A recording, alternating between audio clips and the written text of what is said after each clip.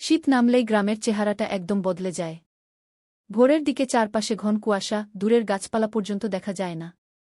ঠান্ডা হাওয়া গায়ে লাগলেই যেন শরীর কেঁপে ওঠে। পুকুরের পানি বরফের মতো ঠান্ডা, আর মানুষজন আগুন পোহাতে পোহাতে সকাল শুরু করে। এই গ্রামেই থাকত এক অদ্ভুত ছেলে, সবুজ রঙের, বিশাল শক্তিশালী, নাম তার হাল্ক। হাল্ক খুব শক্তিশালী হলেও শীত এলেই তার সব শক্তি কোথায় যেন হারিয়ে যেত। বিশেষ করে একটি জিনিসের নাম শুনলেই সে ভয়ে চমকে উঠত, গোসল। শীতের সকালে হাল্কের যুদ্ধ।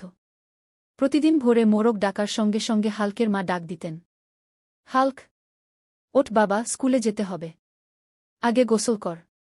কম্বলের ভেতর থেকে হাল্ক কাপা গলায় বলত, মা আজ না, আজ খুব ঠান্ডা, কাল করব। মা রেগে বলতেন, কাল পরশু তরশু এই কথাই তো প্রতিদিন বলিস।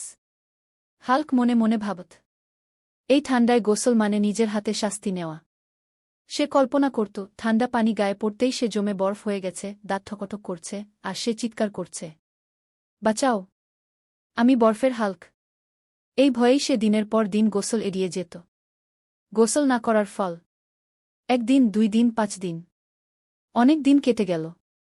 হাল্ক আর গোসলই করল না। প্রথমে সে ভাবল, কেউ বুঝবে না। কিন্তু খুব দ্রুত সবাই বুঝে গেল। স্কুলে বসতেই পাশের ছেলে বলল, ইস, এখানে কেমন গন্ধ।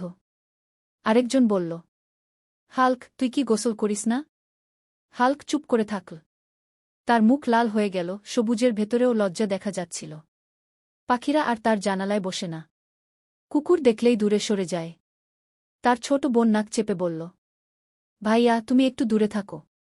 হাল্ক মনে মনে কষ্ট পেল, কিন্তু তারপরও বলল, গন্ধ সহ্য করা যাবে, কিন্তু ঠান্ডা পানি না। মাঠে অপমান। একদিন হাল্ক খেলতে গেল মাঠে। শীতের রোদে বন্ধুরা ফুটবল খেলছে। হাল্ক কাছে যেতেই সবাই হেসে উঠল, আরে দূরে থাক, নাক বন্ধ কর, হাল্ক আসছে। হাল্ক থমকে দাঁড়াল। সে আর এগোতে পারল না। বুকের ভেতরটা কেমন জানি মোচ দিয়ে উঠল। এত শক্তিশালী হওয়া সত্ত্বেও সে নিজেকে খুব ছোট মনে করল। সে মাঠের এক কোণে একা বসে পড়ল। চারদিকে হাসি, খেলা, আনন্দ সব তার চোখের সামনে, কিন্তু সে একা।